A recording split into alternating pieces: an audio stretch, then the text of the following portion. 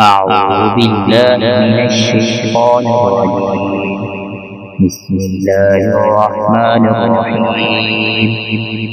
ولولا فضل الله عليك ورحمته لهمت طائفة منهم أن يضلوك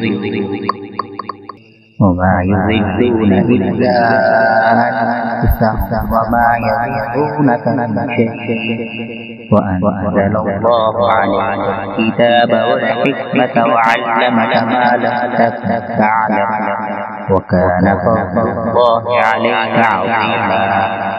لا خير في كثير من نجواهم إلا من أمر بصدقة أو معروف أو إصلاح بين الناس ومن يفعل ذلك ابتغاء مرضات الله فسوف نؤتيه أجرا عظيما.